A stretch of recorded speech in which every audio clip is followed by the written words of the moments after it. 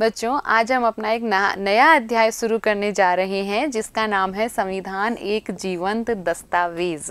संविधान के बारे में हम सभी ने जाना था जब हमने अपन ने अध्याय फर्स्ट का अध्ययन किया था। अपन ने जब पहला चैप्टर पढ़ा था तब अपन ने जाना था कि संविधान क्या होता है और किस तरह से संविधान का निर्माण किया जाता है, और हमारे भारतीय संविधान का निर्माण हमारी भारतीय संविधान निर्मात्री सभा ने किस प्रकार से किया था। अब हम इस पड़ाव पर पहुंच गए हैं कि हमें ये जानना है कि संविधान एक जीवंत दस्तावेज है। जीवंत यानी कि जीता जागता दस्तावेज है। जीता जागता से क्या मतलब है? क्या वो बोलता है, क्या वो खाता है, क्या वो पीता है? नहीं, इससे ये मतलब नहीं है। ना वो खाता है ना वो पीता है, निसंदेह है वो बोलता है। उसके अंदर जो बातें लिखी हुई हैं वो हमें हमारे बहुत सारे सवालों का जवाब देती हैं, हमारी कानून प्रक्रिया का निर्धारण करती हैं। तो हम कई बार बोलचाल में भी बोल देते हैं कि हमारा संविधान तो ये कहता है, मतलब कि कहता है हमारा संविधान। लेकिन यहाँ जीवंत का क्या मतलब है? यहाँ जीवंत का मतलब है वक्त के अनुसार, परिस्थितियों के अनुसार बदलाव। कि हमारा संविधान है वो वक्त के अनुसार बदलाव करने की कितनी सामर्थ्य रखता है, और परिस्थितियों के अनुसार सामंजस्य बनाए रखना, परिस्थितियों के अनुसार अपने आप को सुदृढ़ मजबूत बनाए रखना, अपनी मूल भावना के अनुरूप बनाए रखने में कितना सक्षम है। तो इन्हीं बातों को अपन जानेंगे अपने इस अध्याय में, संविधान एक जीवंत दस्तावेज। चलिए चलते हैं। देखिए, सबसे पहले जब से कि अपन हमेशा जब भी कोई नया अध्याय शुरू करते हैं तो ये वाली बात करते हैं कि इस अध्याय को अध्ययन करने के बाद आप किन किन बातों को जान पाएंगे, यानी कि अपन ये चैप्टर क्यों पढ़ रहे हैं, ऐसी कौन सी बातें हैं जो ये चैप्टर पढ़ने के बाद में आप जानने लग जाएंगे, आप समझने लग जाएंगे। तो सबसे पहला तो भारतीय संविधान को समय की आवश्यकताओं के अनुरूप संशोधित किया जा सकता है। ये बात आप जानेंगे कि हमारे भारतीय संविधान में संशोधन की ऐसी बहुत सारी व्यवस्थाएं की हैं कि भारतीय संविधान का समय के अनुसार संशोधन किया जा सकता है। संविधान में कई संशोधन, लेकिन मूल स्वरूप नहीं बदला। आप ये भी जानेंगे कि हमारे संविधान में बहुत सारे संशोधन अब तक हो चुके हैं, लेकिन हमारे संविधान का मूल स्वरूप फिर भी नहीं बदला। तो क्या कारण रहे कि हमारा मूल संविधान इतने सारे संशोधनों के बावजूद भी अपने मूल रूप में है? संविधान की रक्षा और व्याख्या में न्यायपालिका की महत्वपूर्ण भूमिका। यहाँ नगरपालिका नहीं है, यह न्यायपालिका है। संविधान की रक्षा और व्याख्या में न्यायपालिका की महत्वपूर्ण भूमिका, यानी कि संविधान की रक्षा में न्यायपालिका ने क्या भूमिका निभाई। अगर संविधान के मूल ढांचे पर, अगर संविधान की मूल भावना पर कोई कुठाराघात हो रहा था तो वहाँ न्यायपालिका ने किस तरह से हमारे संविधान की रक्षा की। यह संविधान एक ऐसा दस्तावेज है जिसमें परिस्थितियों के अनुसार बदलाव आते गए हैं। आप ये भी जान पाएंगे कि हमारे संविधान ने परिस्थितियों के अनुसार किस तरह के बदलाव अपने आप में किए। कुछ उदाहरण देख लेते हैं। ये उदाहरण है सोवियत संघ का। सोवियत संघ में 74 वर्षों के दौरान 4 बार अपना संविधान बदला। 1918 में, 1924 में, 1936 में और 1977 में। फिर 1991 में कम्युनिस्ट पार्टी का शासन समाप्त हो गया और सोवियत गणराज्य बिखर गया। रूसी गणराज्यों का नए सिरे से गठन हुआ और 1993 में इन्होंने नया संविधान अंगीकार किया। ऐसे ही फ्रांस का उदाहरण ले। फ्रांस का भी संविधान 200 वर्षों के अंतर्गत 5 बार बदला गया। ऐसे बहुत सारे देश हैं जिनके संविधान बदलते रहते हैं। बहुत सारे ऐसे उदाहरण आपको मिल जाएंगे कि जो संविधान है वो कई बार 10 साल में, 20 साल में, 50 साल में बहुत सारे देशों ने बदले हैं। लेकिन बात करते हैं भारतीय संविधान की, जो कि 26 नवंबर 1949 को पूरी तरह बनकर तैयार हुआ था, आत्मार्पित हुआ था और 26 जनवरी 1950 को औपचारिक रूप से लागू किया गया था। आज इतने वर्षों बाद भी, 70 वर्षों से अधिक वर्ष अपन को हो गए आज अपन देखें तो आज 70 वर्षों के बाद भी हमारा संविधान बदला नहीं गया है। वो का वो संविधान हमारा चला आ रहा है। तो क्या कारण है इसके पीछे कि क्या ये इतना आदर्श संविधान है कि इसमें बदलाव की जरूरत ही नहीं पड़ी? क्या ये इतना ज़्यादा कहें कि अपन उचित है या फिर औचित्यपूर्ण है कि 70 वर्षों के बाद भी आज ये प्रासंगिक है? या फिर ये इतना पावन दस्तावेज है कि इसमें हम संशोधन करने की या इसको बदलने की हम सोच ही नहीं सकते? तो क्या रहे ऐसे कारण कि आज भी हमारा संविधान निरंतर कार्य कर रहा है, आज भी हमारा संविधान निरंतर हमारे देश की प्रशासन व्यवस्था को, शासन व्यवस्था को एक राह दिखा रहा है और हमारी लोकतांत्रिक शासन प्रणाली को बनाए रखे हुए है। देखिए, 26 जनवरी 1950 को औपचारिक रूप से लागू हुआ भारत का संविधान आज 70 वर्षों के बाद भी लगातार काम कर रहा है। हमारा संविधान एक मजबूत संविधान है। इसकी परिस्थितियां, इसकी बनावट देश की परिस्थितियों के अनुकूल है। मतलब कि हमारे देश के संविधान निर्माताओं ने जब इसको बनाया तो इस तरह से बनाया कि ये परिस्थितियों के अनुसार अपने आप को ढालता चलेगा, परिस्थितियों के अनुसार अपने आप को बदलता चलेगा। तो वो कौन सी परिस्थितियां हैं और कौन से बदलाव हमारे संविधान ने किए और किन किन बातों का समावेश इसमें किया गया था कि परिस्थितियों के अनुसार संविधान अपने आप को ढाल ले, ये बातें अपन आगे चर्चा करेंगे इनकी।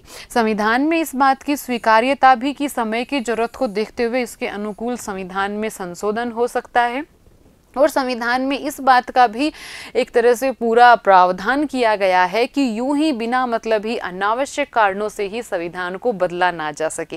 यानी कि हमारे संविधान में एक बहुत ही सुंदर मिश्रण है कठोर और लचीलेपन का, कि इतना कठोर भी नहीं है कि जहां आवश्यकता हो वहां इसमें बदलाव ना कर सकें और इतना लचीला भी नहीं है कि सामान्य कानून की तरह जब मन में आया तब इसमें बदलाव कर दिया।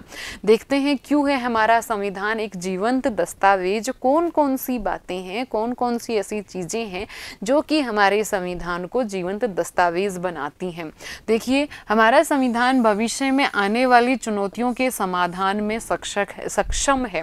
जैसे कि अपन ने अपने संविधान वाले फर्स्ट चैप्टर में पढ़ा था कि हमारे संविधान निर्माताओं ने बहुत सारे देशों के संविधानों का अध्ययन करने के बाद में, उन देशों के अनुभवों को जानने के बाद में हमारे संविधान का निर्माण किया।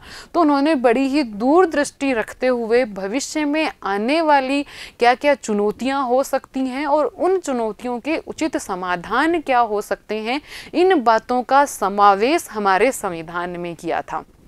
एक और है, उस समय की समस्याओं का समाधान भी हमारे संविधान में है। जब संविधान बन रहा था उस वक्त कौन कौन सी समस्याएं हमारे देश में थी, उस वक्त हमारा देश विभाजित हुआ था, सांप्रदायिक दंगे हो रहे थे, रक्तपात हो रहा था, हिंसा का बोलबाला था, जनसंख्या जो अपनी थी उसका शैक्षिक स्तर बहुत कमजोर था, बहुत सारी जनसंख्या हमारी गरीबी में थी। तो इन सब समस्याओं का समाधान भी उस वक्त हमारे संविधान निर्माताओं ने हमारे संविधान में शामिल किया। उस वक्त कुछ जातियां हमारी जाति पाती थी, पिछड़ी जातियां थी, तो उनके लिए जैसे कि आरक्षण की व्यवस्था की। तो ऐसी बहुत सारी व्यवस्थाएं उस वक्त के समस्याओं के समाधान के लिए भी की गई, भविष्य में आने वाली चुनौतियों के लिए भी की गई और सरकारों के कामकाज की पूरी रूपरेखा भी हमारे संविधान ने बना दी कि राज्य सरकारें किस प्रकार काम करेंगी, केंद्र सरकार किस प्रकार काम करेगी। इन सब बातों की रूपरेखा, इन सब बातों का समायोजन हमारे संविधान निर्माताओं ने संविधान में किया। संविधान संशोधन के विभिन्न तरीके भी इसमें समायोजित कर दिए कि जब परिस्थितियों के अनुसार कभी आने वाले वक्त में जरूरत पड़े तो संविधान में संशोधन करने की आवश्यकता हो तो किस प्रकार संशोधन किया जा सकता है, संशोधन के कौन कौन से तरीके हैं, किन तरीकों से किन किन विषयों पर संशोधन किया जा सकता है। यानी कि ये नहीं हो कि संशोधन के नाम पर पूरे संविधान को ही बदल डाला जाए या फिर संशोधन करना इतना मुश्किल हो जाए कि बहुत आवश्यक होने पर, बहुत ज़रूरी होने पर, परिस्थितियों के अनुसार मतलब कि बहुत ज़्यादा आवश्यक होने पर भी बहुत दिक्कतें आए संशोधन करने में। तो इन दोनों ही बातों का ध्यान रखा हमारे संविधान निर्माताओं ने और बहुत ही बुद्धिमत्तापूर्ण तरीके से विषयों का अलग अलग चुनाव किया। कुछ विषय ऐसे रखे जिनको कि अपन आसानी से संशोधित कर सकते हैं और कुछ विषय ऐसे रखिए जिनको बहुत मुश्किल से संशोधित कर सकते हैं। तो इन सब बातों का समावेश हमारे संविधान में पहले ही कर दिया गया। समय के अनुसार यथोचित बदलाव की संभावना हमारे संविधान ने पूरी रखी कि जो समय बदलेगा, परिस्थितियां बदलेंगी, वक्त बदलेगा, नया समय आएगा, नई चीजें आएंगी, नया वातावरण बनेगा, नए लोग होंगे, नए वैचारिक स्थिति होगी और नए लोगों की नई वैचारिक स्थिति वाले उच्च बुद्धिमान लोगों वाली सरकार होंगी। इसलिए उन परिस्थितियों के अनुसार संविधान में यथोचित बदलाव की संभावना है, होनी ही चाहिए। इस बात का हमारे संविधान निर्माताओं ने पूरा ध्यान रखा। और सबसे बड़ी बात, संविधान को दर्जा दिया गया सामान्य कानून से ऊपर। जिस प्रकार सामान्य कानून हैं जिनके तहत हम सब काम करते हैं, जिनके तहत हम सब चलते हैं, हमारी सरकारें चलती हैं, उनसे कहीं ऊपर स्थान दिया गया हमारे संविधान को, एक महत्वपूर्ण स्थान दिया गया हमारे संविधान को। तो देखते हैं अपन कि हमारा संविधान एक संतुलित दस्तावेज, यानी कि इसमें कठोरपन भी है, इसमें लचीलापन भी है। कैसे हैं ये चीज़ें, कौन कौन सी हैं बातें? संविधान इतना लचीला है कि आवश्यकता के अनुसार इसमें बदलाव किए जा सकते हैं, लेकिन इसे अनावश्यक और अक्सर होने वाले बदलावों से बचाना होगा। इसके लिए हमने कठोर और लचीलेपन दोनों का एक साथ मिश्रण किया है। लचीला मतलब कि परिवर्तनों के प्रति खुली दृष्टि, यानी कि जब आवश्यक हो तब परिवर्तन किए जा सकें, और कठोर अनावश्यक परिवर्तनों के प्रति सख्त रवैया, यानी कि अनावश्यक परिवर्तन यहाँ नहीं हो सकते। दोनों ही बातों का समावेश हमारे संविधान निर्माताओं ने किया। हमारी जो व्यवस्था है, अपन ने पढ़ा था पहले चैप्टर में कि संघीय राज व्यवस्था है, यानी कि हमारे यहाँ केंद्र की सरकार है और जो राज्य हैं उन राज्यों की भी सरकारें हैं, और दोनों ही अपने अपने काम करती हैं। और संघीय व्यवस्था है वो शक्तियों के विभाजन पर आधारित है, और इन शक्तियों का विभाजन कौन करता है? संविधान करता है। हमारे संविधान ने शक्तियों का विभाजन किया है केंद्र में और राज्यों में, तो इसलिए संविधान में बदलाव के लिए भी राज्यों को उचित स्थान दिया है।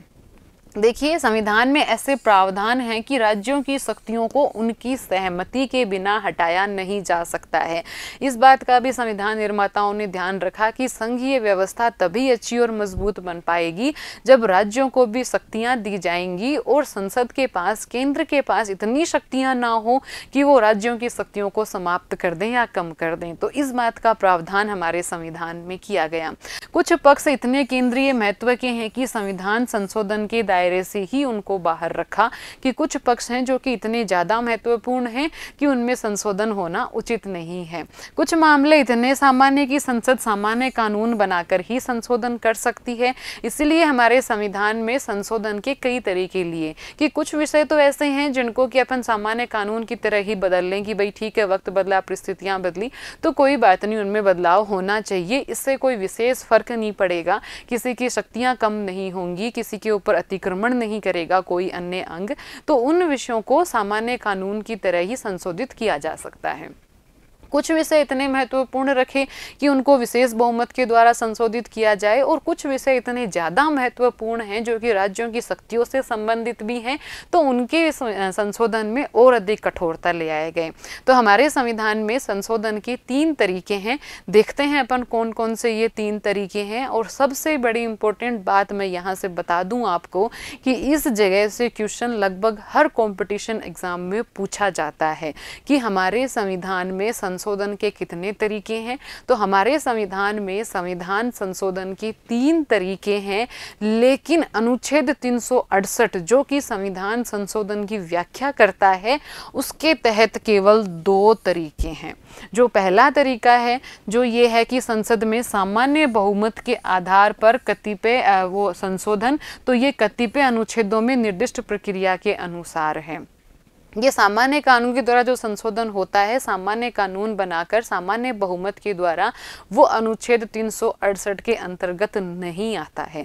अनुच्छेद 368 जो कि संशोधन की प्रक्रिया से संबंधित है, उसमें 2 तरह के तरीके हैं संविधान संशोधन के।